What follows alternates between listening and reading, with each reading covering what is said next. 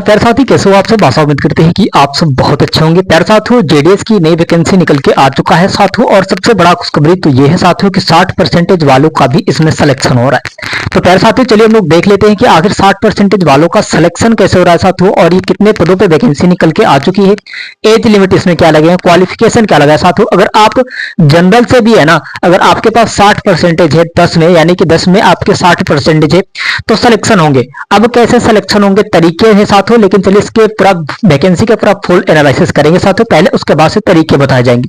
Video को एकदम पूरा फुल वॉच करिएगा, एकदम 60% जो सिलेक्शन एकदम एकदम करियर एकदम बढ़िया तरीके से हो जाएगी। बस एकदम तरीके आपको समझना है और कुछ नहीं। प्यारे साथियों, यहाँ पे इंडियन पोस्ट जेडीएस रिक्रूटमेंट 2026 का ये रहने वाला है साथियों, और आपको कैसे कैसे इसमें फॉर्म को अप्लाई करेंगे साथियों, ताकि आपके 60% पे भी सिलेक्शन हो सके।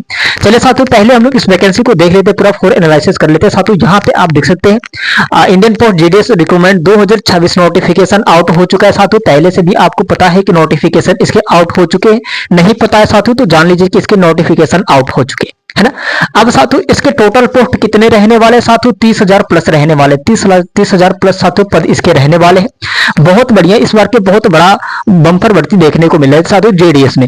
अब साथी यहाँ पे बताया गया आपके कि चयन प्रक्रिया में क्या होगा, चयन प्रक्रिया में क्या होगा साथियों, कैसे इसमें सिलेक्शन होगा और क्या इसमें साथियों प्रोसेस बताया गया है। चलिए हम लोग देखते हैं साथियों। इसमें बताया गया चयन प्रक्रिया में आपके कि एग्जाम नहीं होंगे, यानी कि साथियों इसके एग्जाम नहीं होगा। साथियों बताया है कि सिर्फ 10वीं पास, 10वीं के साथियों मार्कशीट, यानी कि आपके मार्कशीट के आधार पर होगा, है ना। 10वीं के मार्क्स के साथियों उसके आधार पर होगा, यानी कि मेरिट लिस्ट पे इसका सिलेक्शन होगा। तो यही इसमें बताया गया साथियों कि अगर आपके पास 60% भी अगर आपके पास है क्लास 10 में तो आप सिलेक्शन ले लेंगे, क्योंकि साथियों तरीके इस बार कुछ अलग है। हमने जो तरीके बताएंगे तो उस तरीके को आपको समझना है। अगर आप समझ लिए तो साथियों जेडीएस में सिलेक्शन पक्का है इस बार 2026 में। अब देखिए भाई, यहाँ पे बात करें, अब इसके फॉर्म कब से भरे जाएंगे ये भी जान लीजिए साथियों। यहाँ पे ऑनलाइन अप्लाई स्टार्ट की बात किया जाए साथियों तो 20 जनवरी 2024 से इसके फॉर्म भरना स्टार्ट हो जाएगा। 20 जनवरी 2024 से इसका फॉर्म भरना स्टार्ट हो जाएगा। साथ ही यहीं पे बात करें इसके लास्ट डेट क्या रहेगा, तो साथियों यहाँ पे बताया कि लास्ट डेट टू अप्लाई साथियों 4 से 5 फरवरी 2026 तक इसका साथियों लास्ट डेट रहेगा। उसके बाद से आप फॉर्म अप्लाई नहीं कर सकते हैं साथी, उसके बाद से फॉर्म को आप 4 से 5 के बाद से फॉर्म अप्लाई नहीं कर पाएंगे फरवरी के बाद से। तो साथियों यहाँ पे बताया गया ये आपके प्रोसेस क्लियर हो चुके है ना। अब साथियों यहाँ पे आता है करेक्शन विंडो। अब साथियों इसके क्या होंगे, जो एनालिसिस होता है ना आपके कितने तारीख से होंगे साथियों, 8 से 10 फरवरी 2026 तक। तो करेक्शन साथियों कब से कब तक होगा, 8 से लेकर 10 के बीच में होगा फरवरी के साथियों। उसमें क्या होता है ये अब मैं बता दूं आपको। यहाँ पे चेक किया जाता है कि कौन से स्टूडेंट साथियों और कैसे, मतलब कितने परसेंटेज है और मेरिट कैसे बनेगा साथियों, ये सब उसमें एनालिसिस होता है। उसके बाद से आपको मेरिट लिस्ट निकाला जाता है। तो अगर आप 60% वाले हैं तो तैयार रहे साथियों, और तरीके जो बताएंगे वीडियो के लास्ट में साथियों उस तरीके को पहले जान लीजिएगा, उसके बाद से ही फॉर्म को अप्लाई करिएगा, है ना। अब साथी यहाँ पे आता है आपके कि मेरिट लिस्ट कब आएगी साथियों, तो यहाँ पे बताया गया है लेट फरवरी साथियों, फरवरी और मार्च 2026 में, 2026 में फरवरी मार्च, यानी कि आपके होली के बाद ही, यानी कि आपके 4 का होली साथियों, 3 का होलिका दहन है, यानी कि आपके 4-5 तक आपके आएंगे। यानी कि कितना खुशखबरी बढ़िया होगा कि होली बाद सिलेक्शन, होली बाद ही सिलेक्शन। तो बढ़िया चांस है इस बार के, नहीं इस बार के आपके लिए जेडीएस में बहुत बढ़िया चांस है। तरीके क्या है चलिए हम लोग जानेंगे, लेकिन पहले और भी चीजें देख लेते हैं। एलिजिबिलिटी क्या रहेगा साथियों, एलिजिबिलिटी में ये बताया गया आपके पास 10वीं के मार्कशीट होना चाहिए 60% पे। 60% साथियों अगर आपके पास है 10वीं में, अगर आप पास है तो पास है, इसमें सिलेक्शन लेने के लिए तैयार रहे। अब साथियों इसमें तरीके आप कौन लगाएंगे, तो तरीके भाई तो जानेंगे ही, लेकिन एज लिमिट भी जान लीजिए। एज लिमिट क्या होगा आपके पास साथियों, आपका यहाँ पे 18 से 40 वर्ष होना चाहिए। प्यारे साथी, अगर आप 18 से 40 ईयर्स के बीच में है तो इस फॉर्म को अप्लाई कर सकते हैं, यानी कि 17, 17.5 भी नहीं ले सकता है और 41 भी नहीं ले सकता है। अगर आप 18 से 40 के बीच में है तो सिलेक्शन तो पक्का है इस बार के। होली पे एकदम डबल होली मनाना पड़ेगा, है ना। अब साथी यहाँ पे आता है आपके सैलरी की बात किया जाए, यानी तो साथियों देखिए सैलरी की बात की जाए तो 15 से लेके आपके 30,000 तक होता है, 30,000 तक होता है, 15 से लेके 30,000 तक होता है पहले शुरू में। अब आपकी पोस्टिंग बढ़ेंगे, अगर आप उस हिसाब से काम करेंगे, पोस्टिंग बढ़ेंगे तो साथियों पेमेंट भी बढ़ेंगे। और 8वें पे आयोग आयतन लागू हो चुका है साथियों, तो वेतन लागू हो चुका है तो भाई पेमेंट तो बढ़ेगा ही। सारे सरकारी सिस्टम बढ़ चुके हैं, पेमेंट बढ़ चुका है, तो आपके जीडीएस में भी तो सरकारी ही है, जेडीएस वैकेंसी भी तो सरकारी ही है, गवर्नमेंट की है, तो साथियों उसमें भी पेमेंट बढ़ेगा ही। तो यहाँ पे एक बहुत अच्छा खासा चांस मिल रहा है। तो यहाँ पे बताया साथियों कि सैलरी, आपकी जो सैलरी रहेगी क्या होगा साथियों, यहाँ पे सिटी सर्कल के हिसाब से होगा। अब सिटी सर्कल में क्या होता है, सिटी सर्कल में ये होता है साथी कि देखिए यहाँ पे अगर आप कौन से सिटी में रहते हैं, महंगा सिटी में रहते हैं या फिर नॉर्मल में या फिर लोअर में, तो भाई देखिए जहां पे महंगाई ज्यादा रहेगा पेमेंट ज्यादा मिलेगी, खर्चा भी तो होगा महंगा ही। और जहां नॉर्मल रहेगा साथियों नॉर्मल ही पेमेंट मिलेगा। और साथियों गांव की बात किया जाए, तो गांव की बात किया जाए साथियों, तो देखिए इसमें थोड़ा लोअर रहता है, यानी कि कम ही पेमेंट, यानी कि गांव देहात में बहुत कम ही खर्चा होता है, इस वजह से थोड़ा सा पेमेंट कम ही रहता है गांव देहात के लिए। तो यहाँ पे तैयार है साथियों, ये आप सब प्रोसेस जान चुके हैं साथियों। अब आते हैं मेन टॉपिक 60% सिलेक्शन।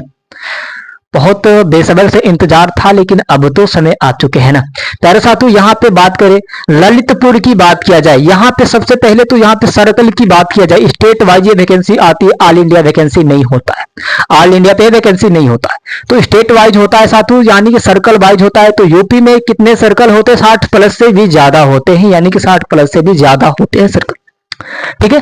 तो अब साथ ही इसमें आपके कौन कौन वो जगह होंगी जहां से आप फॉर्म को अप्लाई करेंगे ताकि आपके सिलेक्शन हो जाएंगे 60% पे। पहले ललितपुर की बात किया जाए, ललितपुर में 60% पे अगर है, सिटी में नहीं साथियों, अगर गांव की बात करें, गांव अगर आप उत्तर प्रदेश से कहीं से भी हैं, तो आप अगर यहां से फॉर्म को अप्लाई करते हैं, यहां डाल के साथियों आप ये स्टेट डाल के अप्लाई करते हैं ललितपुर में, तो वहां पे सिलेक्शन तो होगा आपके 60% पे, लेकिन गांव में होगा। कहां होगा भाई, गांव में होगा। कहां होगा भैया, गांव में होगा, ठीक है, गांव में होगा, इस बात को याद रखिए। अब यहाँ पे ये मत कहेगा कि सिलेक्शन होने के बाद आपने सिटी बताया था, नहीं सिटी हमने नहीं बताया, हमने गांव बताया, तो गांव भैया तैयार रहे। अब यहीं पे बात करें आपके जलून की बात करी जाए, तो साथियों यहाँ पे भी आपके सिलेक्शन 60% पे ही होंगे, लेकिन कहां पे होंगे साथियों, गांव में ही होंगे, 60% पे ही होगा, 60% पे ही होगा, ठीक है। अब साथियों यहाँ पे आता है बाराबंकी की बात कर रही है, बाराबंकी साथियों, बाराबंकी में सिलेक्शन होता है लेकिन 60% पे ही होगा। लेकिन यहाँ पे देखिए आपके रिमोटर कंट्रोलिंग हो, रिमोटर कंट्रोलिंग यानी कि रिमोटर कंट्रोलिंग, देखिए रिमोटर ऐसे कहा जाता है इसमें कि वो गांव के होते हैं, मतलब दूर दूर शहर नहीं, मतलब दूर दूर जाके पोस्टिंग, यानी कि उसमें बांटना होता है। अब वो सिस्टम हट चुका है, लेकिन मतलब ये तरीका था पहले का कि मतलब दूर गांव में भी सिलेक्शन होता था, लेकिन दूर दूर साइकिल से जाके, गाड़ी से जाके बांटना पड़ता था, चाहे आपके पास जो सुविधा हो, है ना। लेकिन साथियों अब तो वो सिस्टम हट चुके हैं, अब तो ये सिस्टम लग चुका है कि आप फोन करिए कि हाँ भैया आपके डॉक्यूमेंट्स आ चुके हैं, आप आके यहां से लेके जाएं, ठीक है। ये तरीके अब लग चुके हैं कि धांधली नहीं होगा। तो साथियों यहाँ पे ये हो चुका है। अब साथी बात करें यहाँ पे आपके, है ना, बाराबंकी का हो चुका है।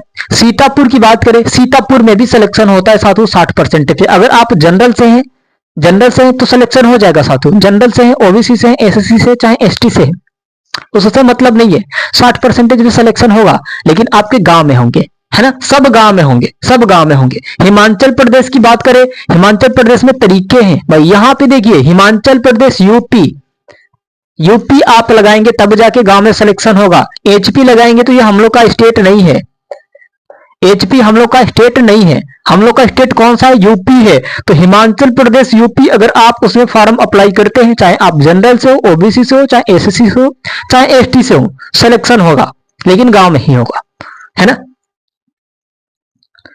अब साथियों यहां पे आता है दूरिया। अब साथियों यहां पे अब इसमें क्या होता है, अब इसमें भी तो सिलेक्शन 60% पे होंगे, 60 पे होंगे, लेकिन कहां होंगे साथियों, गांव में ही होंगे, है ना, गांव में ही होंगे। तो ये चांस है साथी, बहुत बढ़िया चांस है इस बार सिलेक्शन लेने के लिए। प्यारे साथी अभी तक आप हमारे चैनल पे नए हैं तो प्लीज चैनल को सब्सक्राइब करके बेल आइकन को दबा दें ताकि नोटिफिकेशन सबसे पहले आपके पास जाती रहे और साथ ही ऑल इंडिया वैकेंसी का नोटिफिकेशन भी मिलता रहे। साथ ही अगर आपको इसमें कुछ और भी दिक्कत पड़ रही है, साथियों कोई समस्या पड़ रही है, तो ये कमेंट करके बताएं। साथ ही फटाक से कमेंट करके बताएं कि हाँ भैया हमें यहाँ दिक्कत पड़ रहा है, हमें समझ में नहीं आ रहा है, आपको उसका सुझाव दिया जाएगा, समाधान तो जरूर होगा। साथ ही बस आपको कमेंट करना है, कमेंट खाली है अगर आपको समस्या हो रही है तब, है ना। बाकी आप सिलेक्शन का प्रोसेस समझ चुके हैं, सिलेक्शन कैसे होगा ये भी आप जान लिए साथियों, कैसे आपको क्या करना है ये सब कुछ जान चुके हैं साथियों। बस यहाँ पे स्टेट वाइज ये वैकेंसी रहेगी, आपको ऑल इंडिया वैकेंसी नहीं रहेगा। प्यारे साथी चलते हैं, अगले वीडियो मिलते हैं साथियों, धन्यवाद।